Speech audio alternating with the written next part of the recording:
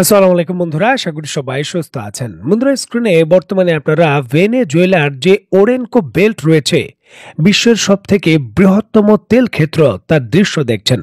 এটি ভেনেজুয়েলার পূর্বাঞ্চলে অবস্থিত এবং এটি প্রায় 55,000 বর্গ কিলোমিটার এলাকা জুড়ে বিস্তৃত বিশাল একটি তেল ক্ষেত্র।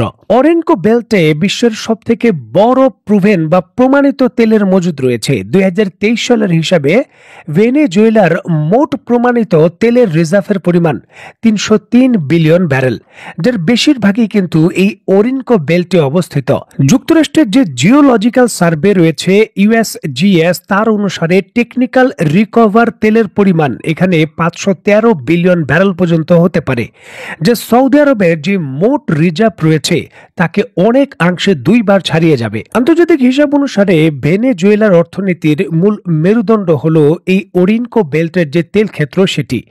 বর্তমানে এখান থেকে প্রতিদিন প্রায় 20 লক্ষ ব্যারেল জ্বালানি তেল উৎপাদন করা হয় এবং সেটা চীন সহ মিত্র দেশের কাছে রপ্তানি করে ভেনেজুয়েলা, যেটা তার অর্থনীতির মূল মেরুদণ্ড। যুক্তরাষ্ট্র এইবার ভেনেজুয়েলার এই অর্থনৈতিক যে মেরুদণ্ড রয়েছে ওরিনকো বেল্টের তেল ক্ষেত্র, এখানে শক্তিশালী হামলা করেছে। অত্যন্ত গুরুত্বপূর্ণ এই বিষয়টিকে কেন্দ্র করে স্ক্রিনে নিশ্চয়ই আপনারা দেখতে পাচ্ছেন ভেনেজুয়েলার পক্ষ থেকে কিছু ভিডিও ফুটেজ প্রকাশ করা হয়েছে, যেটা সামাজিক যোগাযোগ মাধ্যম এবং টুইটারে এখন চলাম। পরিষ্কারভাবেই দেখা যাচ্ছে অত্যন্ত গুরুত্বপূর্ণ বৃহত্তম এই তেল ক্ষেত্রে কি করে হামলা হয়েছে এবং এরপর বিস্ফোরণের আগুনে এটা কতটুকু ক্ষতিগ্রস্ত।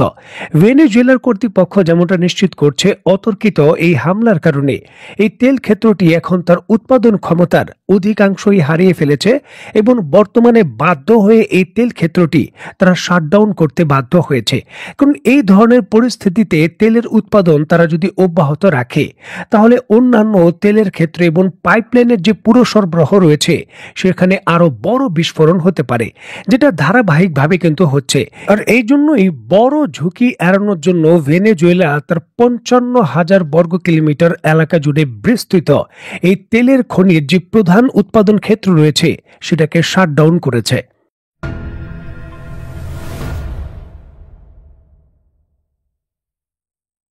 ভেনেজুয়েলার সর্ববৃহত্তম তেল ক্ষেত্রে হামলা হয়েছে। ভেনেজুয়েলার অভিযোগ যুক্তরাষ্ট্র এই হামলা করেছে। প্রশ্ন হলো, যুক্তরাষ্ট্র এই হামলাটা কি করে করলো? দেখুন, ভেনেজুয়েলার পক্ষ থেকে যেমনটা বলা হচ্ছে, কোনো ধরনের বিমান হামলা বা শক্তিশালী মিসাইলের মাধ্যমে এই হামলাটি হয়নি।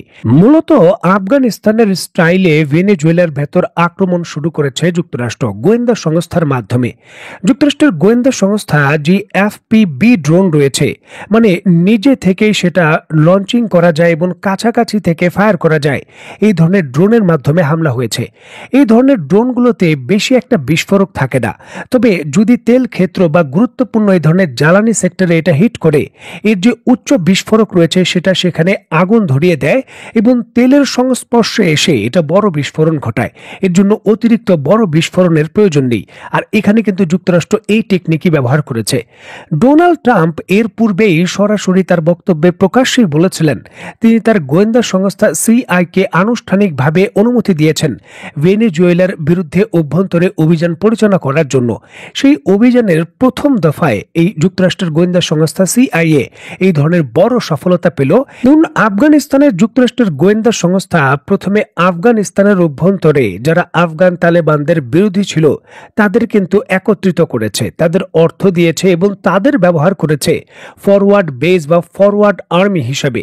বর্তমানে ভেনেজুয়েলাও একই ধরনের পদক্ষেপ নিয়েছে যুক্তরাষ্ট্র। ভেনেজুয়েলার যে মাদরে প্রশাসন রয়েছে এবং সরকার রয়েছে, তার যে বিরোধী দল রয়েছে, তাদের সশস্ত্রভাবে তৈরি করছে যুক্তরাষ্ট্র এবং সেখান থেকেই কিন্তু অভ্যন্তরীণ হামলার শিকার হচ্ছে ভেনেজুয়েলা, যেটা একটা জটিল পরিস্থিতি। যদি দেশের বাইরে থেকে হামলা হয় সেটা প্রতিহত করা সহজ, কারণ কোথা দিয়ে হামলা হবে, কখন হামলা হচ্ছে সেটা সুনির্দিষ্টভাবে তথ্য থাকে। তবে দেশের জনগণ এবং দেশের অভ্যন্তর থেকে গুরুত্বপূর্ণ এই ধরনের স্থাপনায় যদি আক্রমণ হয় সেটা প্রতিহত করা কঠিন। বিশেষ করে ছোট ছোট ড্রোনগুলো বর্তমানে এতটাই আধুনিক হয়েছে যেগুলো এই ধরনের তেল ক্ষেত্রের নিরাপত্তা বিঘ্নিত করা বা সম্পূর্ণভাবে শাটডাউন করে দেওয়ার জন্য একটি হামলাই যথেষ্ট।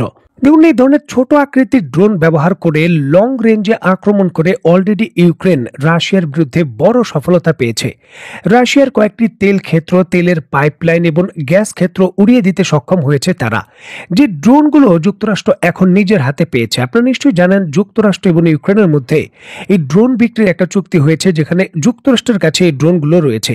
আর এগুলোই কিন্তু তারা এইভাবে ব্যবহার করেছে।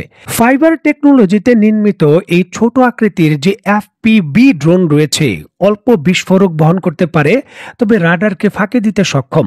এই ধরনের ড্রোন যুদ্ধক্ষেত্রের যে পরিস্থিতি সম্পূর্ণভাবে পাল্টে দিচ্ছে। এই ধরনের ড্রোনের কার্যকরী ব্যবহার আমরা ইসরায়েলের পক্ষ থেকে ইরানের বিরুদ্ধে দেখেছিলাম। 12 দিনের যুদ্ধে প্রথম হামলায় ইরানের বহু আকাশ প্রতিরক্ষা ব্যবস্থা ক্ষতিগ্রস্ত হয়েছে। রাশিয়ার বিরুদ্ধে এই ধরনের ড্রোন তাদের যে বোমারু বিমানের প্লান্ট রয়েছে, যে ঘাঁটি রয়েছে, সেখানে গিয়ে হামলা করে বহু বোমারু বিমান ধ্বংস করেছে।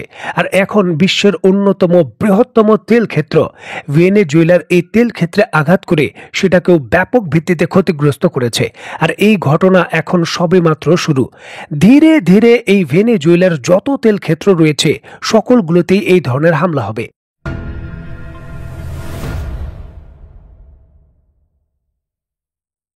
দেখুন, ভেনেজুয়েলা এবং যুক্তরাষ্ট্রের দ্বন্দ্ব এটা নতুন কিছু নয়, মোটামুটি কয়েক দশক ধরেই চলছে। তবে ভেনেজুয়েলায় সরাসরি আক্রমণ করবে বা সামরিক পদক্ষেপ নেবে, যুক্তরাষ্ট্রের এই ধরনের অভিপ্রায় কখনোই ছিল না। নিষেধাজ্ঞার যে বেড়াজাল রয়েছে সেখানেই কিন্তু কঠিন চাপে ভেনেজুয়েলাকে রাখা হতো। প্রশ্ন হচ্ছে, কেন হঠাৎ করে ভেনেজুয়েলায় আক্রমণ করে ভেনেজুয়েলার তেল ক্ষেত্র এবং খনিগুলো যুক্তরাষ্ট্র দখল করতে যাচ্ছে? দেখুন, এর অন্যতম কারণ হলো ইরান। ইরানের সঙ্গে যদি বড় কোনো যুদ্ধে যুক্তরাষ্ট্র যায় এবং ইসরায়েল সরাসরি সর্বাত্মক যুদ্ধে যায়, সাথে সাথে হরমুজ প্রণালী বন্ধ হয়ে যাবে। যে হরমুজ প্রণালী দিয়ে ইরাক, সৌদি আরব, কুয়েত, কাতার এবং ওমানের মতো দেশ বিপুল পরিমাণের জ্বালানি তেল পশ্চিমা বিশ্বে রপ্তানি করে, মানে জ্বালানির সাপ্লাই সম্পূর্ণভাবে বন্ধ হয়ে যাবে। বলা হচ্ছে যে বর্তমান পৃথিবীর জ্বালানি সাপ্লাইয়ের অন্তত 30% থেকে 35% হরমুজ প্রণালী দিয়ে যায়, যেটা সম্পূর্ণভাবে বন্ধ হয়ে যাবে। মানে ইউরোপ এবং আমেরিকা, অন্যান্য দেশে বিপুল পরিমাণে জ্বালানি তেলের সংকট তৈরি হবে। আর এই সংকটের একটা বিকল্প যদি যুক্তরাষ্ট্র না করতে পারে, তাহলে যুক্তরাষ্ট্রের উপর তার মিত্ররাই চাপ দেবে যে ইরানের সঙ্গে যুদ্ধ শেষ করুন, সমঝোতায় আসুন। আর এর বিকল্প হিসাবে ভেনেজুয়েলা খুবই দরকার। ভেনেজুয়েলা হলো এমন একটি দেশ যারা একাই এই পার্সিয়ান গালফের কাছে যত তেল সমৃদ্ধ দেশ রয়েছে তার বিকল্প হতে পারে। সবাই মিলে, ধরুন যে সংযুক্ত আরব আমিরাত, সৌদি আরব, কুয়েত, কাতার এবং ওমান, এই দেশগুলো সবাই মিলে যে পরিমাণ তেলের সাপ্লাই দিতে পারবে, ভেনেজুয়েলা একাই তা দিতে সক্ষম। তাদের তেলের মজুদ এবং তেলের কোয়ালিটি এতটাই ভালো।